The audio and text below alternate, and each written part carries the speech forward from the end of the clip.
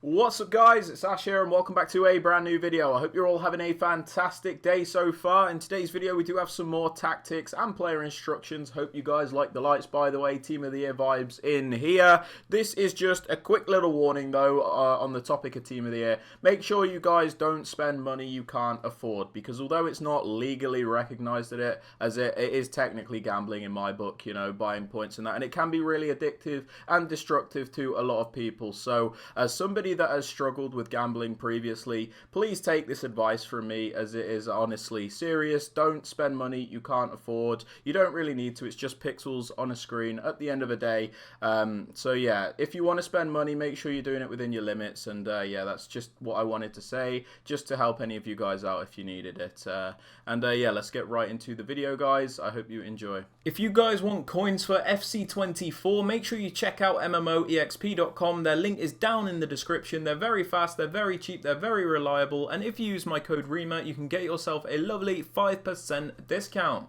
Alright then guys, so starting off with the tactics for the 4-2-3-1 today. For the defensive style, we have this on balance. This is the same as usual for me. I like balance because it does give me the best control over my defenders. So if I want to press and be super aggressive, for example, I can do that. And then if I want to drop off and then maybe be a little bit more passive and conservative, I can also do that. So balance is great for me. You don't have to use it, however, if you don't want to.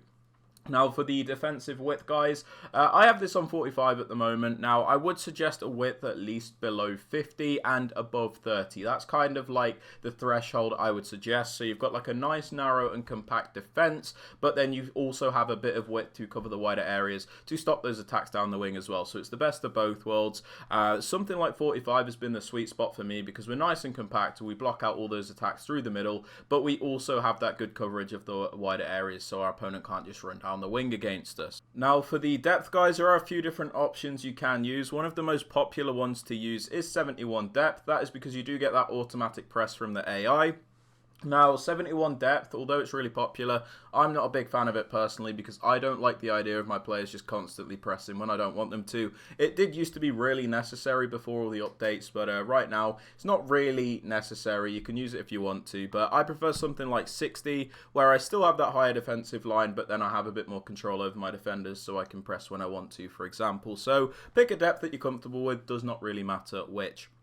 Moving on to the build-up play, guys, we have this on balance because it does give you the most controlled and varied form of build-up in my opinion. So if you want to play slow, you can, and then if you want to speed it up and play a bit faster, you can also do that. So balance just lets you pick and choose when and where you use each type of build-up, essentially. Now for the chance creation, a very important one in my opinion, direct passing. Direct passing is super important because it's the only setting which will allow you to basically break down those defenses in this state of the game. When you use direct passing, your attackers will commit these runs. The defender will follow that run, and then your attacker will track back, so you can cut back to them essentially. So that's the movement you're looking at. It's also easy to do 1v1 isolation plays because your attackers often back up against the defenders. And yeah, direct passing, very important in my opinion.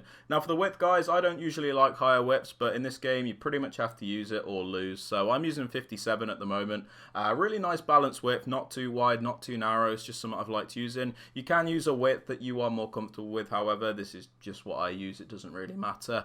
For the players in the box, we have this on 6. This is so we can get a few players into the box, of course, but we don't overcommit everybody. Yeah, you can lower it, up it, doesn't matter.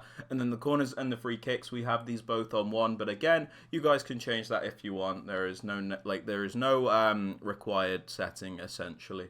Now for the player instructions, guys, on the striker, I have changed this since the last time. We have him on stay central and get in behind. Stay central, obviously pretty important, especially when you've only got one striker, because you do need somebody to be in the middle at all times so you can rely upon them. You know, if you're playing with one striker and you have him on the drift wide instruction or balance width, sometimes you might look up the pitch and he might not be there in the middle, so you've got nobody to aim at. So stay central is important on the striker in my opinion. I have also switched this player to get in behind as well to really utilize the runs in behind and, you know, get past those high defensive lines which people like to use. If this isn't working for me in the build-up aspect, I will switch it to mixed attack. But yeah, again, just use whatever you want essentially. It does not matter. There's no magic formula a lot of the time, guys. Moving on to the central cam, we have him on get into the box for cross. We have him on get into the box for cross because we don't want him to hesitate in getting into the penalty area, you know. They can be really static on balanced crossing runs, and that's not something you want, you know. You do want them to commit, you want them to help you out, so get into the box for cross is good there. For the wide cams as well, we also have them on basic defensive support and get into the box for cross. Now, I do have these players on basic defensive support, which means it won't defend in like a 4-4-2 shape for me, but I like this trade-off, you know. I can deal with it not being, you know, maybe as solid as it could be defensively in the hopes that we've got a better attack, you know, because when you have these players on basic defensive support, by default they're a bit higher up the pitch, so when you win the ball back it's a bit easier to counter attack and relieve pressure. That being said, if you want to pop them on come back on defense to make it defend as a 4-4-2, that is absolutely fine, but you might trade off a bit of your attacking in that case, but it's whatever you want to use, guys, and then get into the box across for the same reason as the central cam. Now, for the left CDM, guys, I use a more defensive-minded player in this position. So, on this player, we have him on stay back while attacking, cut passing lanes, and cover centre, excuse me. We have them on stay back, of course, because we don't want them flying forward if they're defensive. You know, we want them to sit back, we want them to help us out there, so we let them do that. Cut passing lanes is great because it means these players will always look to intercept those passes, which will help you regain possession quickly. Really useful instruction on this more defensive player. And then cover centre so that they primarily cover those central areas as opposed to the wider areas, because a lot of the times the wide cams can cover those wings well enough.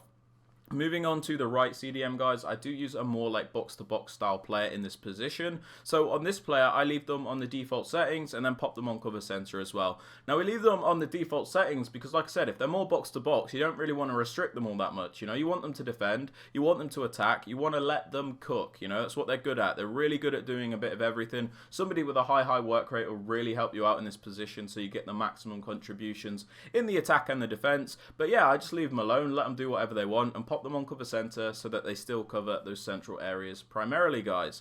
Now, moving on to the fullbacks, on your more attacking one, doesn't matter which one. I always get this question, you know, does it have to be the left back? No, it can be a right back, doesn't really matter. So on your more attacking fullback, I suggest balanced overlap. Now, this is because the 4-2-3-1, although you can add like crazy width to it with like the tactics, it's still a narrow formation, you know, the shape of it is quite narrow still. So balanced overlap is great because it does give you that extra width to allow you to stretch out that opposition defense and allow you to get in between the lines. Really useful. It's really underrated and a lot of people still don't use this. It gets you out of a lot of tight situations as well. Just having that guy sitting out wide, overlapping, you know, gets you a different angle, really helps you out. So I do highly recommend it on your more attacking fullback. For the other one, I would suggest stay back and overlap so you have at least 3 defenders back at a time. But when you send this player on the run forward, they'll make the overlapping runs for the same reason as the other fullback. If this is too attacking for you, you can pop them both on stay back. Doesn't really matter. It's all about finding something that will work for you, so you don't just have to copy what I tell you.